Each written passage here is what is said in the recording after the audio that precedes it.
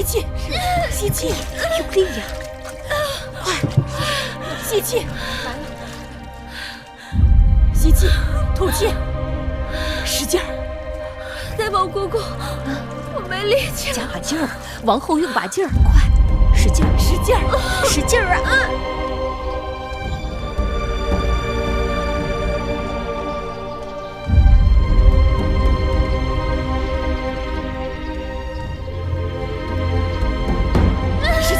看见头了，看见头了，快出来了！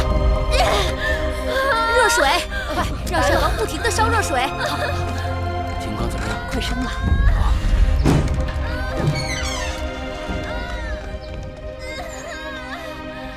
药的怎么样？大王，王后怎样？王后生产顺利。出来了，出来了！王后，坚持，使劲来了，使劲啊，王后，使劲啊！用力呀，王后！剪子！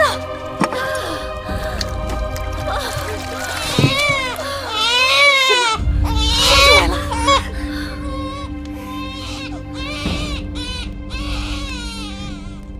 是男孩女孩？恭喜王后！恭喜王后！生了，是个公子。恭喜王后！贺喜王后！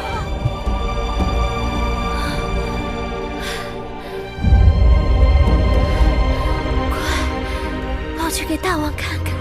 是，快快！是位公子。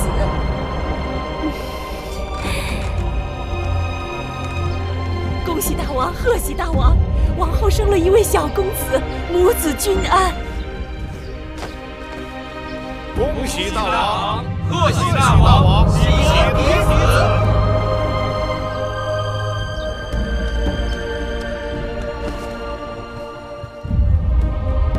恭喜大王，贺喜大王，恭喜大王，贺喜大王。寡人终于有了嫡子，这是寡人的嫡子。大王，给王儿赐个名字吧。寡人都想好了，就叫当儿吧。当之从汤，乃纪念成汤之意。当字又有荡平列国之意志。王后看如何？臣妾谢过大王赐名，当儿一定不负大王苦心，为大秦荡平列国，称霸天下。好。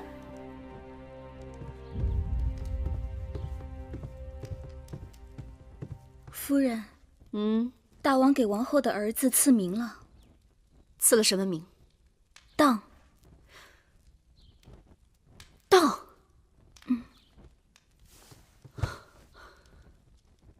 纪念成汤，荡平列国。是。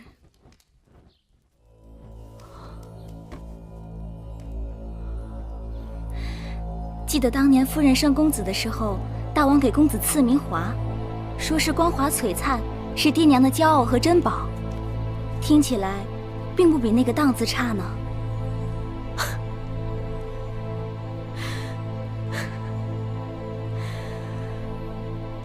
什么光华璀璨？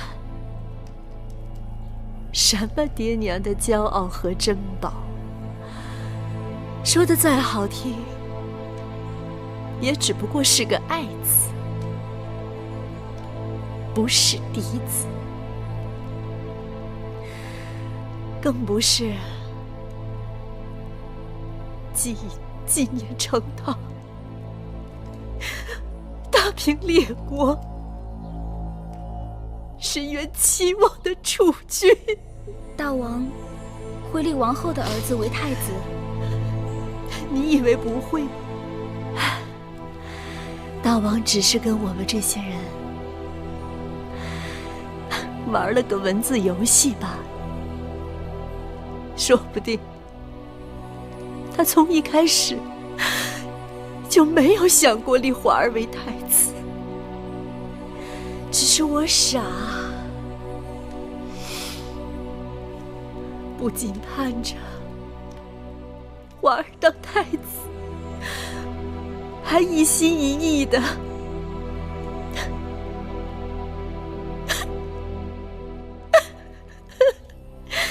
等着大王立我当王后呢。夫人，别过于伤心了。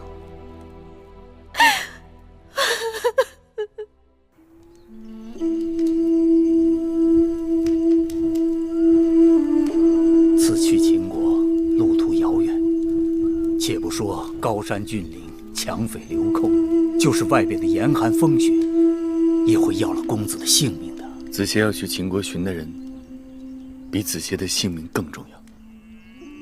老伯，你们放心吧，子歇已经想好了。既然公子决心已下，那就求上苍保佑吧。这点钱帮不了公子什么，就算一点心意吧。老伯对子歇恩重如山，如来日有机会，子歇定会报效万一。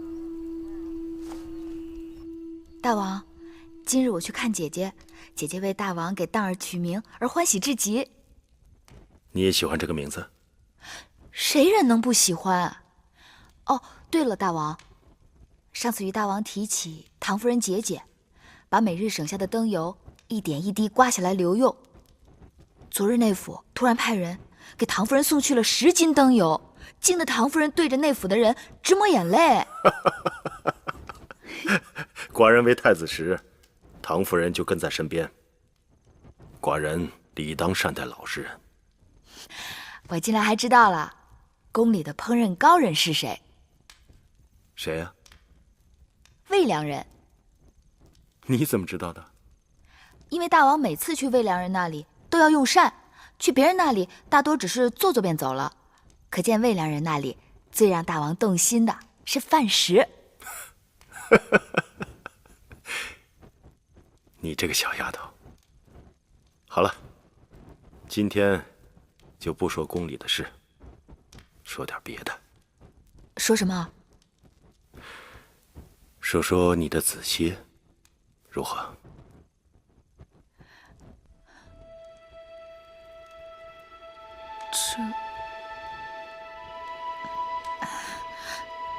那只是些小儿女的故事，大王又不是邻家老伯，听起来只怕会无趣。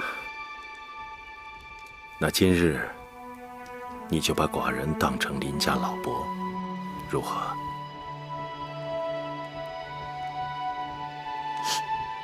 邻家老伯，那邻家老伯就猜猜，我与子歇是怎样相识的？月儿喜欢逞强，只怕不打我成交吧。我自幼常常在宫中与人打架，但子歇从来都是帮手，不是对手。我与子歇的缘分，还是从我在膳房给弟弟偷糕饼开始的。皇歇谦谦君子，却要跟着你当小贼，真是难为他了。偷糕饼算什么？子歇跟着我，不仅在宫里偷瓜果，还偷草药，还曾把南后的后花园给翻了天了，连那宝官都被我打伤了。宝官是南后的侍从？那是南后的护院狗。护院狗？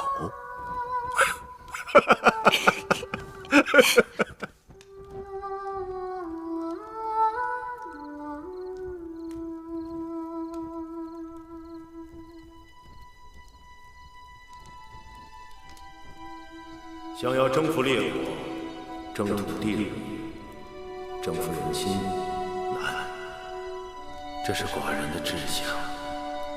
芈月，你可愿意陪寡人完成这个抱负？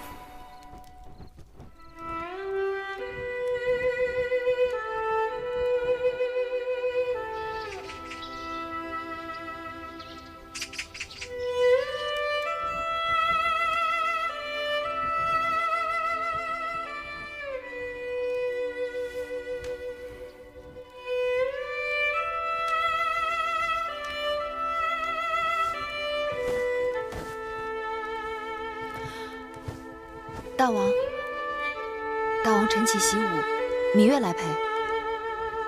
今日寡人免你早起。芈月睡不着了。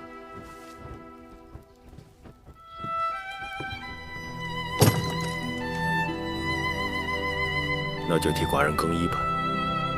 是。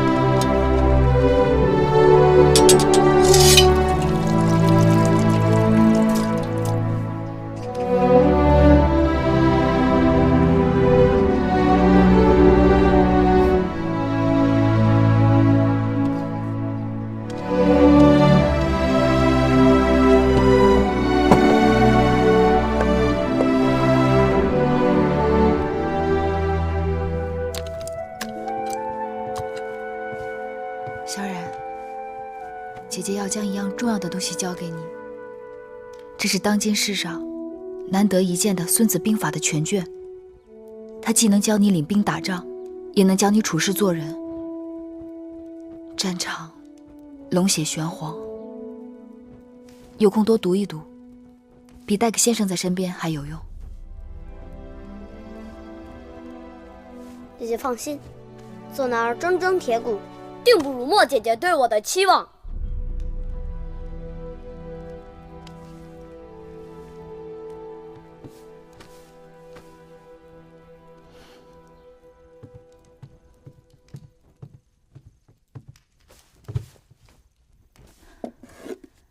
大王，喝茶。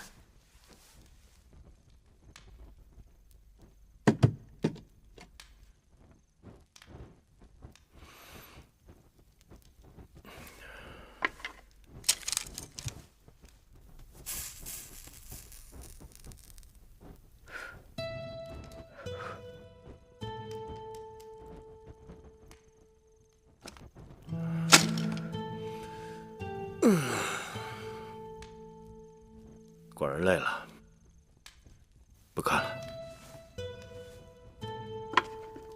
陪老伯说说话。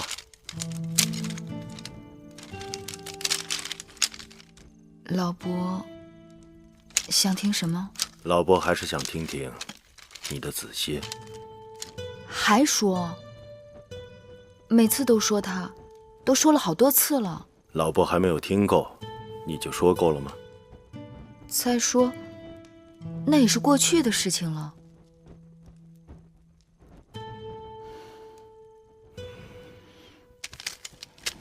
知道吗？子歇曾答应我，说这辈子只要下雨，他便背着我走路。为何有此承诺呢？那年我生辰，魁姑给我做了双绣鞋。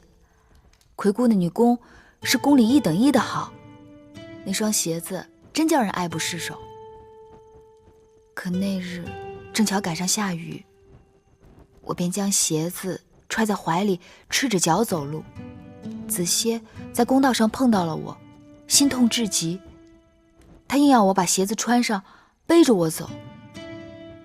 他告诉我说，这辈子与我在一起，一定要让我总有新鞋穿。如若下雨，他便背着我走路。你们两人真是天设地造的一双，可惜了。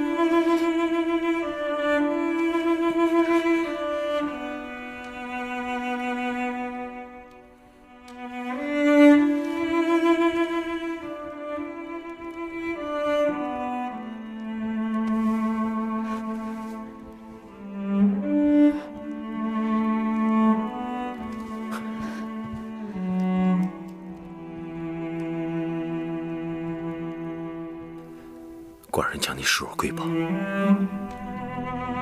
绝不要一丝一毫的勉强。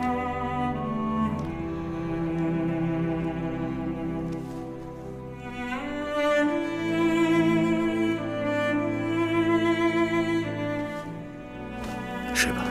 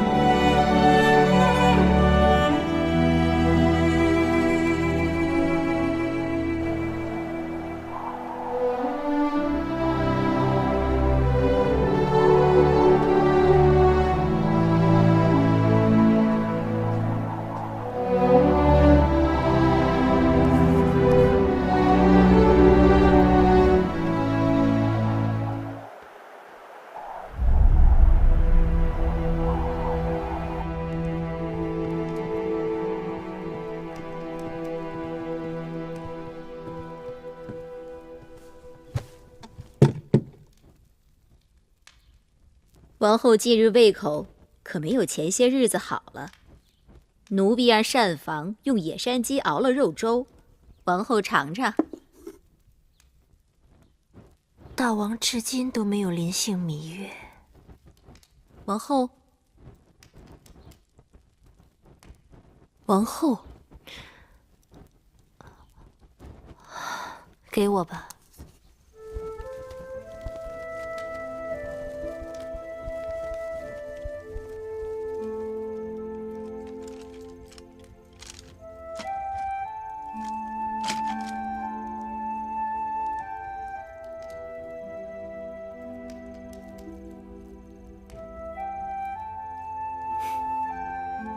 小丫头，在动什么鬼心思啊？是不是趁着寡人喜欢你，想多求些恩宠？是，也不是。寡人恕你无罪，说来听听。芈月一心想抓住那个指使一群人袭击王后迎亲车队的主使，以大王的智谋，应当早已心里有数，为何迟迟不动手呢？你知道下棋最忌讳是什么吗？心急于攻。得子而不得势，要学会走一步看10步，牵一发而动全身。寡人答应过你，定不会让那人逍遥法外。但此刻一朝疏忽，就可能坏了寡人的全局。行了，说说别的吧。大王想说什么？还是你的子歇。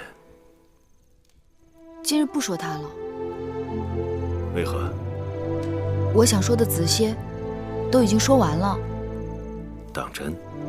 过去提起子歇，这胸口总是满满的。如今倒是觉得空了。那好吧，我们就各自歇息。快清明了，明日一早，寡人要带你去个地方。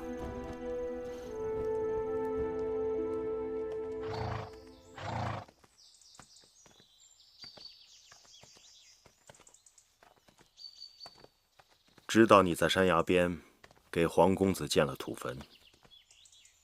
前不久，寡人让木坚把坟迁到这儿来，也好方便你时时祭拜。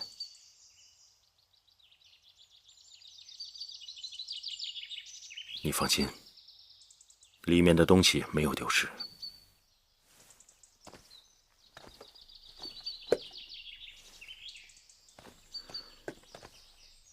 当初，黄公子定把此物看作瑰宝，寡人也同样珍视。既然心木已建好，还是由你把这东西放到墓穴里去吧。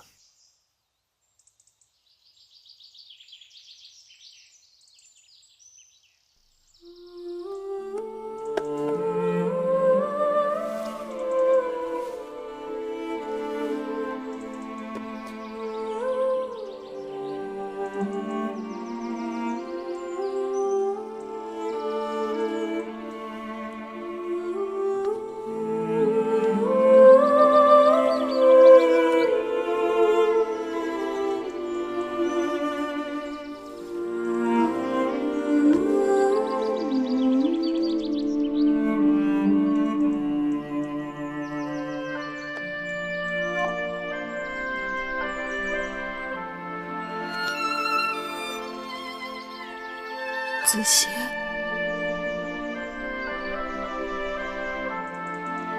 大王给你修了新墓，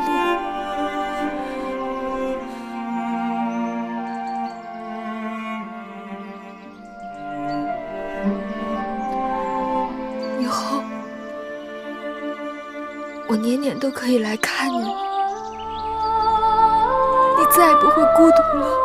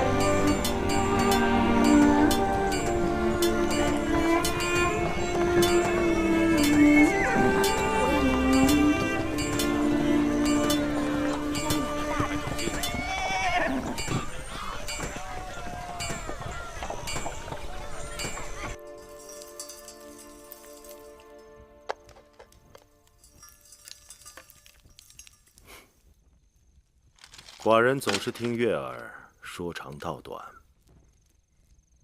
但从未听你提过父王。魏后待你刻薄，难道你父王也待你不好？父王待月儿再好不过了。如何是好？父王是月儿的大老虎，我是父王的小老虎。嗯。儿时，我常到父王的大殿里去玩。我觉得父王一个人坐在大殿里很寂寞。我吃着父王案头的点心，还给父王捶背。父王要是批奏章批累了，他就会背着我在大殿里转悠。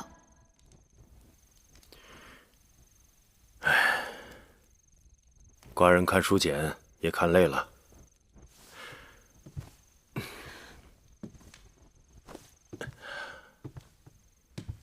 来吧，小老虎，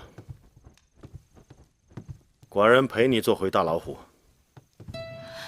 大老虎，你真的背我？君无戏言，来吧。小老虎可是有点分量哦。嘿，不重，不重。大老虎的脑袋，我摸的；老虎的须子也摸得，老虎的鼻子也摸得，老虎的胡须我也摸的。做小老虎真的有那么好吗？那是，做小老虎自然好。小老虎比大老虎还威风呢。那大老虎要跑快一点啦。还要不要快一点？大老虎快跑！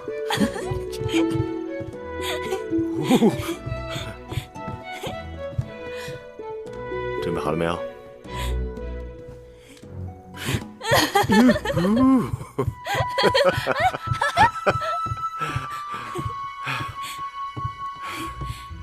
下来吧，小老虎。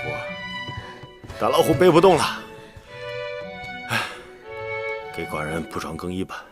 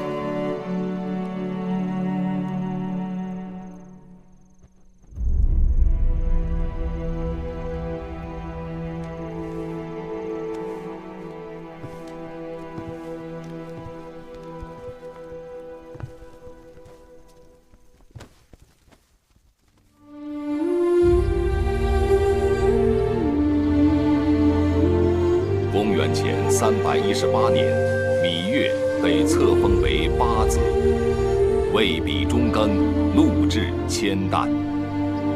从此，芈八子成为他一生的名字。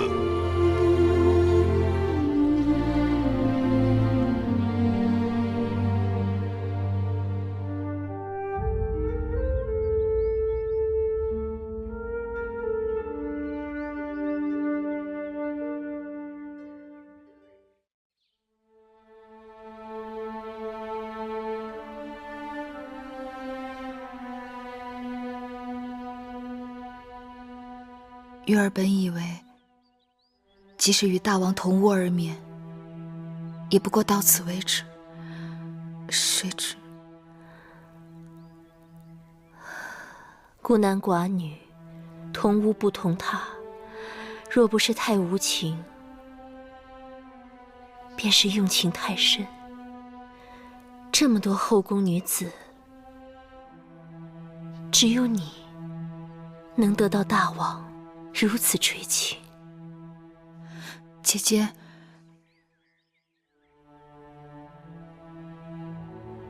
姐姐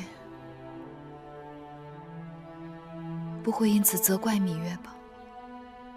大王看重妹妹，临幸妹妹是早晚的事，姐姐应当替你高兴。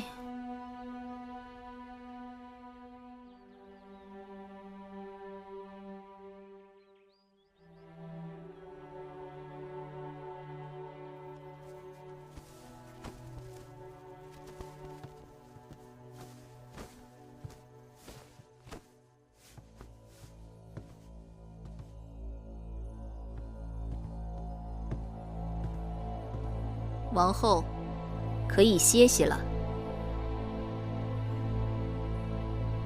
王后若不想睡，奴婢陪您说说话。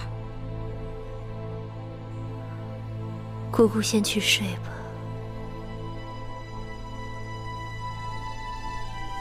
是。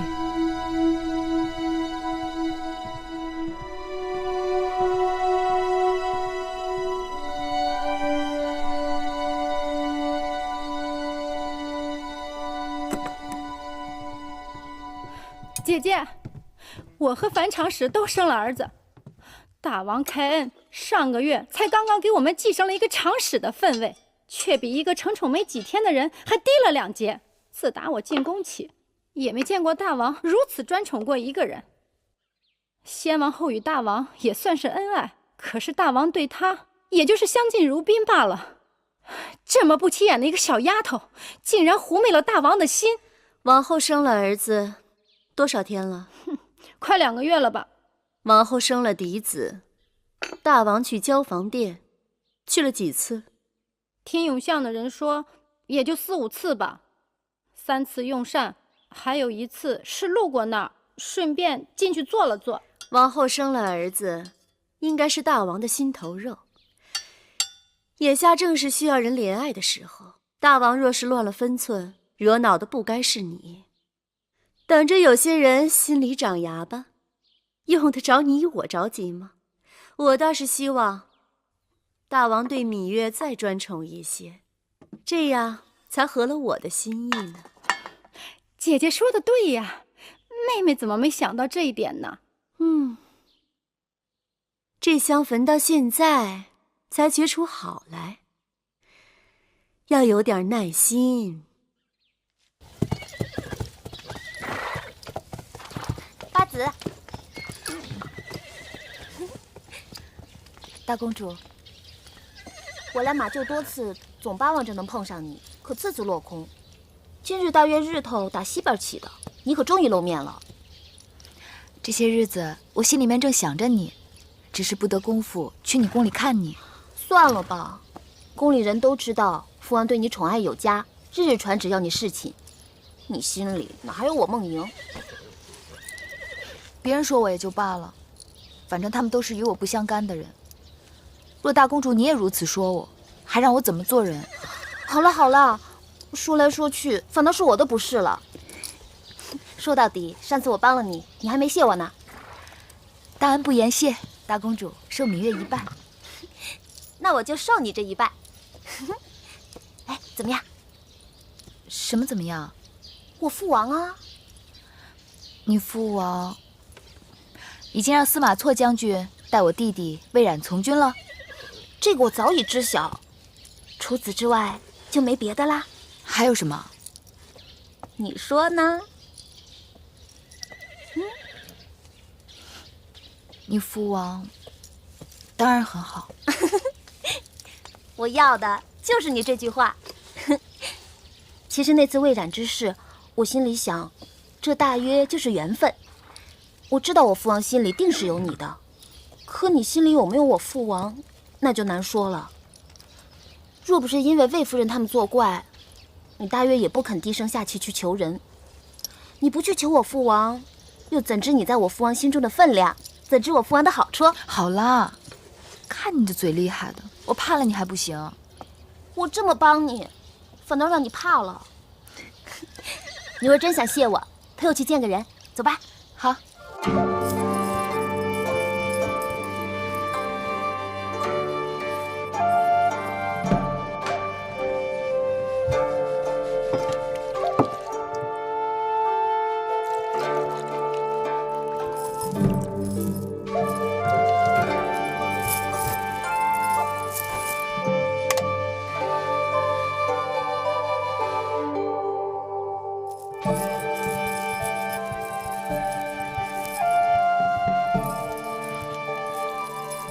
梦莹，你来了。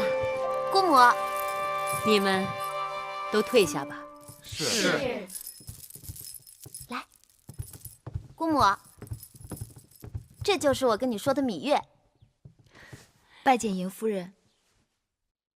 雍大人，大王大婚时曾见过，上次王后在后花园训斥国美人的时候又见过，今日相见，却看上去很不一样了。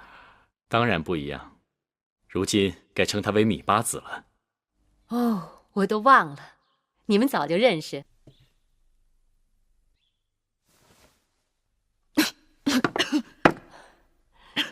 看来你还真不会饮酒。都说琴酒性烈，果不其然。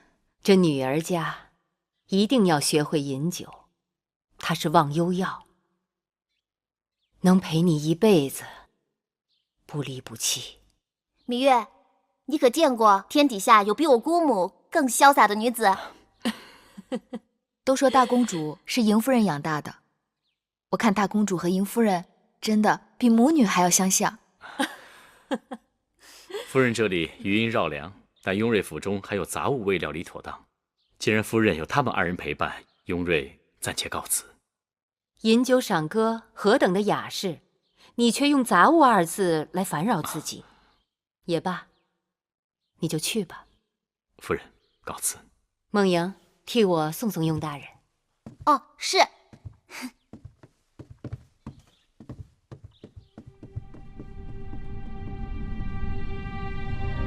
好一个芈八子！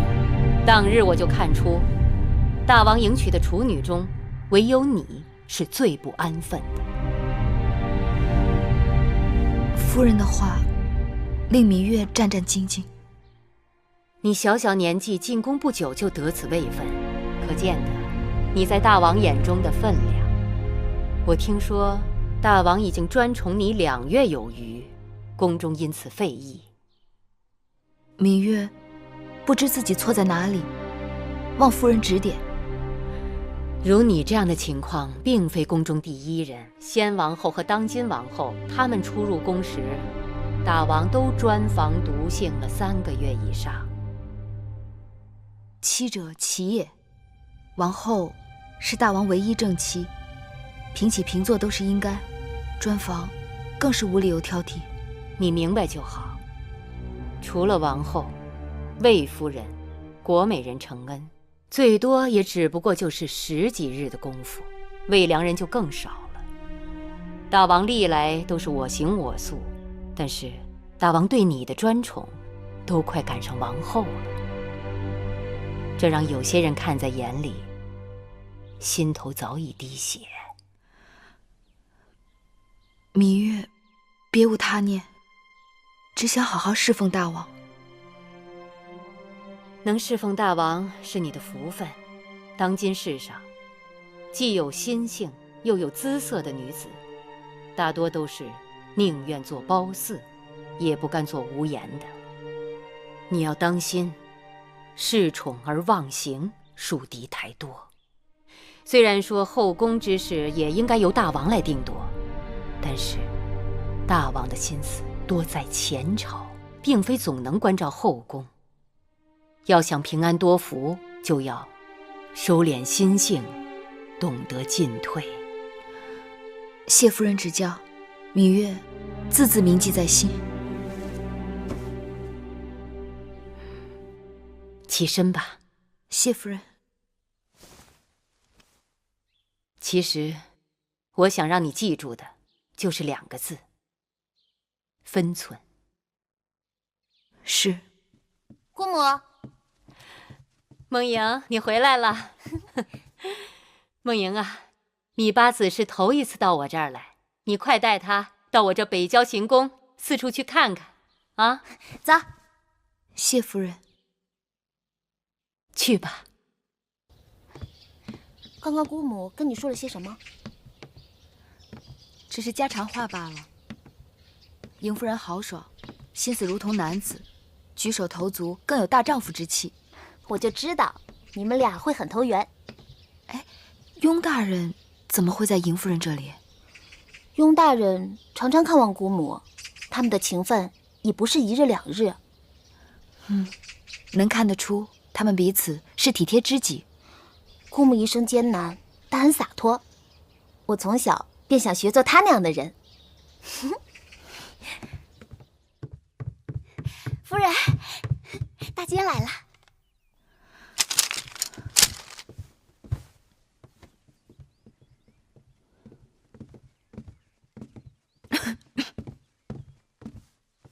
拜见八子。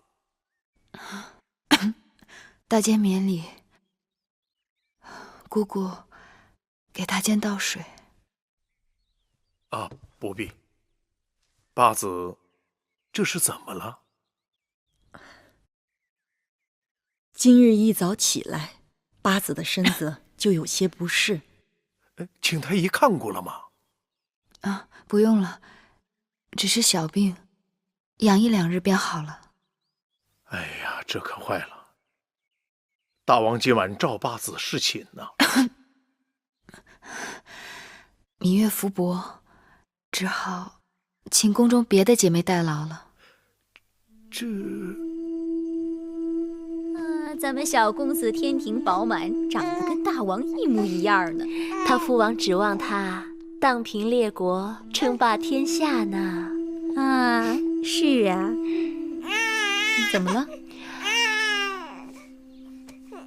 当儿想必是饿了，让奶娘抱去喂喂吧。是。好了好了。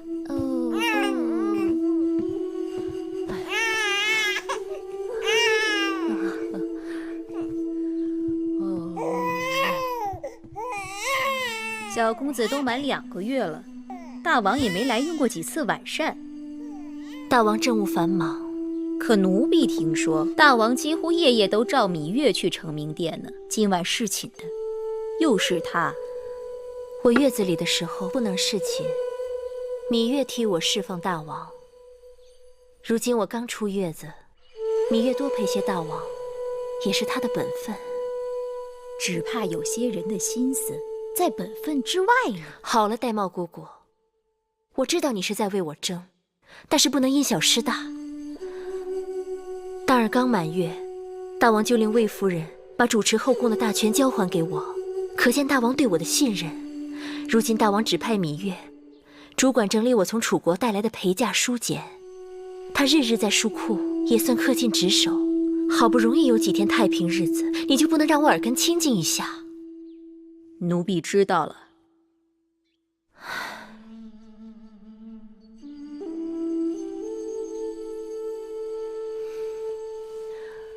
姑姑，其实母后把你指给了我，你的心就全在我这儿。入秦宫这1年多，你跟着我吃尽苦头，姑姑对我的好，我心里岂能无数？只是有些事情，姑姑还是少说话。我不是糊涂人，应当如何，我心里有数。王后这么说，奴婢心里就踏实了。拜见王后。何事？大王让小的来传话，说今晚到王后这边来用膳。王后您快准备准备吧。大王今晚要来？是。可是大王今晚不是召芈月侍寝吗？哦，八子病了。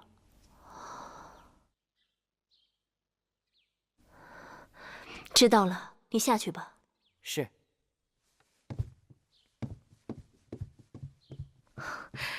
大王要来，晚膳让膳房好好打点一下。是，奴婢亲自去膳房，让他们备些鹿肉。鹿肉属纯阳之物，补脾益气，温肾壮阳，给大王吃最好不过了。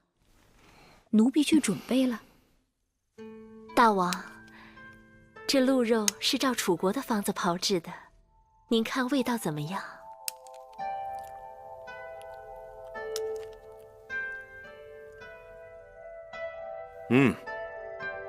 不错，外面焦脆，里面鲜嫩，鲜美异常。怎么，还有些野山菌的回味？这鹿肉要先腌制再炮制，所以味入肌里。这野山菌是臣妾特意交代御厨，先将野山菌熬成汤汁，待肉炮制5成熟的时候，淋浇在这鹿肉上，所以才有这滋味。王后真是聪慧之人，一块鹿肉也能做出奇巧花样。臣妾愚钝，只是尽职而已。好了，寡人吃饱了。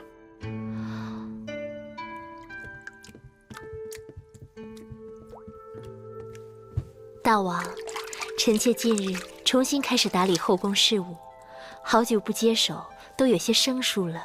再加上当儿才刚满月，臣妾想，要不让芈月帮臣妾料理几日？芈月的确聪明能干，不过眼下芈月正带人整理王后带来的陪嫁书简，哪里还有空闲？再说，后宫事宜均是王后分内，不行，让孟昭氏帮你吧。那就照大王的意思办。好了，不早了。大王今晚……芈月病了，寡人要去看看她，之后回承明殿打理政务。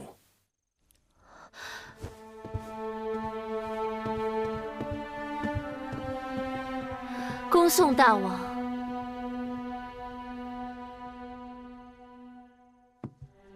王后，姑姑有话就说吧。你留不住大王的人倒也罢了，怎的把手中主持后宫的大权也要随意送给他人？这权是我等想送就送得出去的吗？后宫的权给谁不给谁，全在大王一念之间。姑姑难道没看出来？我只是试试大王。大王方才的话，你也都听见了。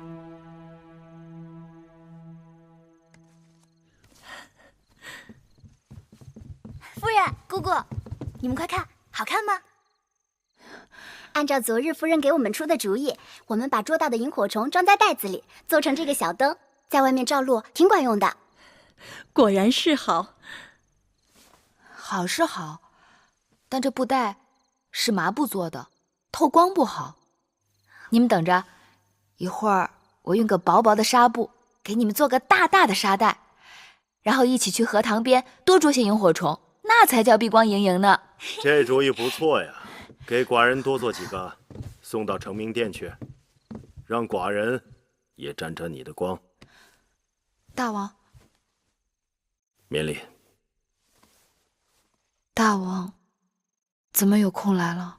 寡人听说你身子不适，特意来看看你，看你又能捉萤火虫，又能做沙袋，看来不是身子不适。香儿、慧儿，还不快去将新煎好的金银花水给大王端上来。是。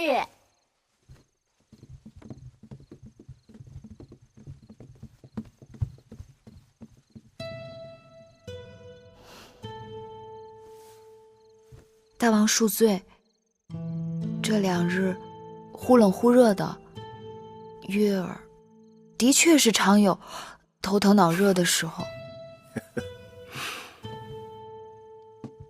你这点小把戏，哄得了别人，哄不了我。说实话，你是厌烦寡人，还是厌烦寡人的成名店了？大王待月儿好的不能再好了，我哪敢说厌烦2字？只是宫中的姐妹甚多，大王也该分些恩惠给她们。你呀，你一向率真，这话不像是芈月的话。谁教你的？啊？无人教我。前不久，你随孟莹去见过莹夫人，定是她的主意。哎，我这个姐姐样样都好，就是爱多管闲事。燕王派使节来提亲，你等如何见解？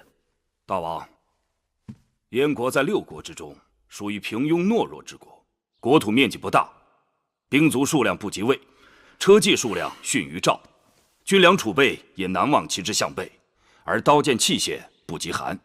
燕国并无一技之长，与之联姻，与我秦国毫无益处。大王，大良造此言差矣。燕国的确国小势微，北有山戎侵扰，南有齐国虎视，但这也正是燕国一心要与我秦国结交的原因。若燕秦2国联姻，南可以联手抗齐，西可以牵制东胡，大大缓解我秦国的后顾之忧，既是举手之劳，又是明智之举，为什么不呢？张子之言甚是，秦国对外该实行远交近攻之策。那燕国距秦国千里之外，与秦国并无直接冲突，而东胡和齐国与秦国为敌多年，若能联燕抗齐，乃上上之策。看来与燕国联姻，利大于弊，何乐而不为？选燕国使者，明日入成明殿议亲。是。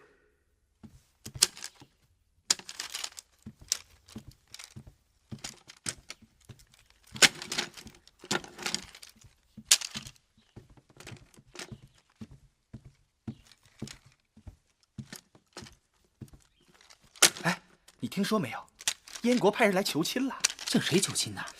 那还有谁呀？当然是我们秦国的大公主啊！咱们大公主那么好，谁能配得上她呀？你笨不笨呢？再好的姑娘，那也得嫁人呐。希望燕国不是太远。这燕国啊，是离我们秦国最远的国家了。冬天下很大的雪，那儿的人呐，鼻子和耳朵都被冻掉了。这大王为什么要把大公主嫁到那么吓人的地方去？脖颈子痒了。姐姐，今日我到公孙衍的府上去过了，可大良造仍然不肯把符节还给咱们。我问他，若是大王追查起来怎么办？他竟然说，那就告诉大王，说符节在给母国送节礼的路上让强盗抢了去，然后就硬是把我给打发回来了。要不你我去大王那儿出手他？妹妹糊涂啊，你以为这样就可以自保了？姐姐，那我们总不能就这么坐以待毙吧？不过倒是可以借此吓他一下。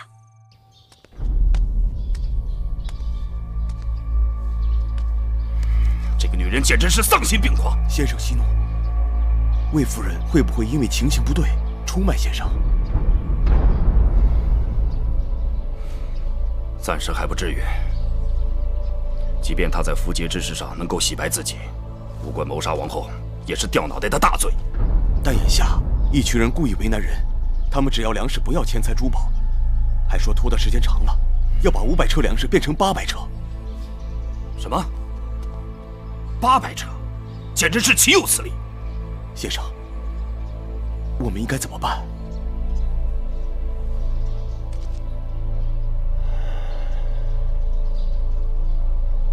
此事恐怕凶多吉少，这符节大约是要不回来了，我们得想别的办法。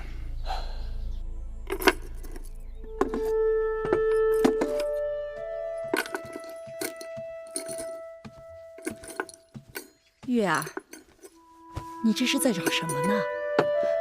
上次王后送了我一套紫玉鎏金的首饰，怎么找不到了？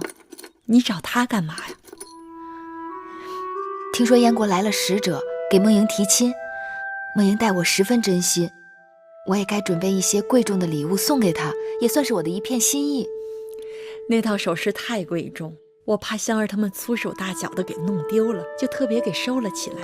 你要，我去给你拿。哎，那也不急，我还想亲手给梦莹绣一套嫁衣，当然这事定离不开姑姑的帮忙。你呀，还是忙你那些书简吧，嫁衣的事儿用不着你亲自动手，样子我和你一起商量就是。姑姑你看，这个金锁片十分精致，那麒麟做的跟活的似的，的确是好。姐姐的当儿已经快100日了，我想把这个送给当儿。麒麟为人宠，象征吉祥，王后定会感念你有心的。当儿，当儿，姐姐你看这金锁片可好？当儿，当然好。前日大王赐给当儿一个金锁片，按理说也是1等1的，还抵不过你这个精细雅致。大王定是想把好东西留着慢慢赐给小公子，渐渐比过去越来越好，要不哪会有惊喜？当儿，来，我抱抱。哎呀，小公子好重，哪像100日，倒像是周岁的孩子。当儿，能吃能睡，格外调皮。这才快100日，奶娘都快弄不住他了。我们小公子是大王最宠爱的嫡子，哪能跟一般孩儿相比呀？奶娘，公子怕是饿了，抱下去喂喂。是。来，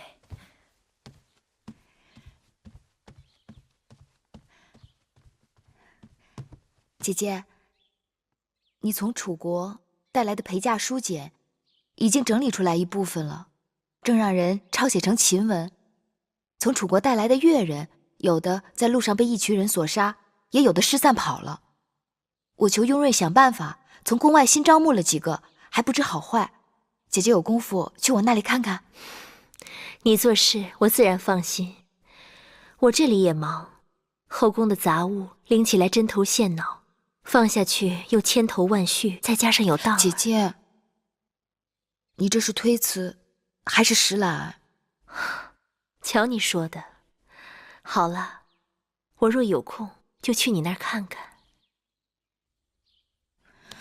姐姐，千万不要因为针头线脑而与我生分了。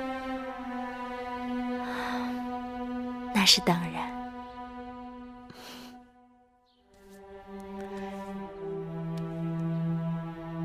那妹妹先告辞了。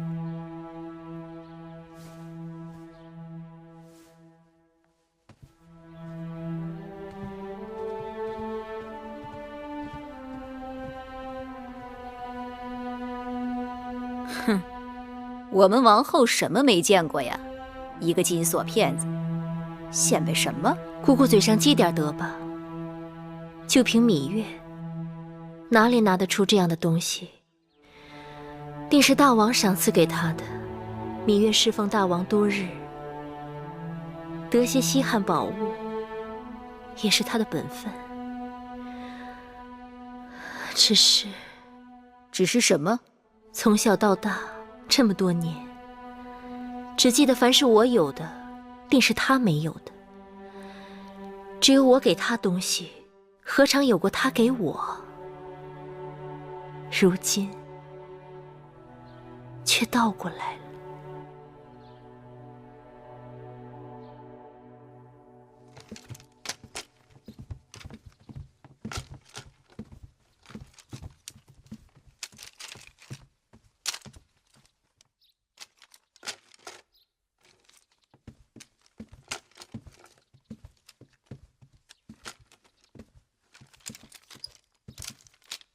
芈月妹妹，姐姐，你什么时候来的呀？也不让工人通报一声。我只是正好撞上，看你忙，想着还是不要打扰，省得你分心。什么分心？都说魏良人的学问是后宫里最好的，你来了正好给我帮把手。妹妹可知燕国来向大公主求亲了？我听说了。都知你与大公主要好，却看不出你对她担心呢。为何要担心？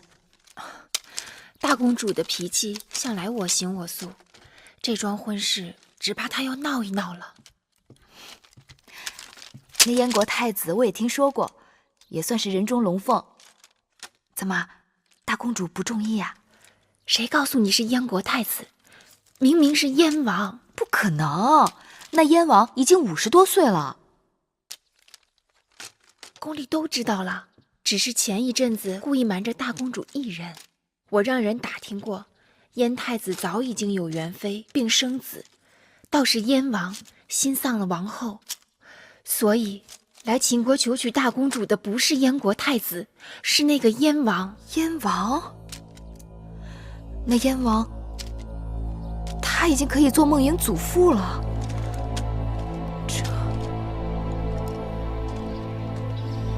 唉，昨日受了风，腰酸背痛的。这王后有什么事儿，让下面人传个话便是了，还让我们这一遍一遍的跑腿儿。姐姐就别抱怨了，王后对咱们姐妹还是挺关照的。哼，你想啊，自王后坐月子起，交房殿就传话，不用日日去问安，免得大家辛苦。其实我们也偷了好一阵子懒呢。就光卖这点好，就把妹妹降服了。说什么降服不降服的？姐姐，今日召我们去，必定是和大公主的婚事有关。大公主年幼丧母，又最得大王的欢心，她的婚事，咱们好歹得应付。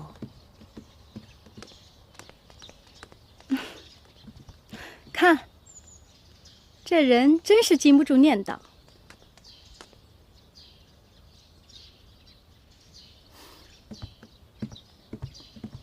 魏长史、樊长史，大公主，给大公主道喜了。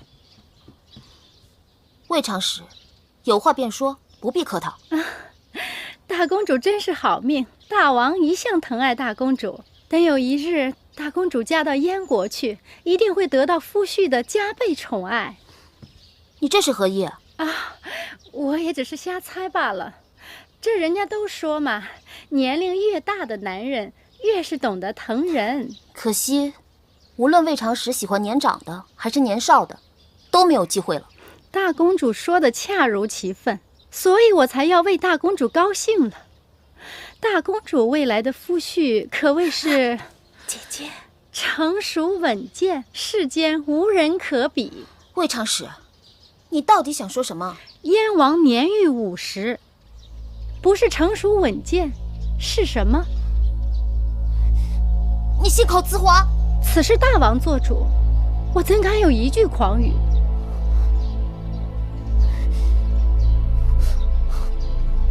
大公主慢走。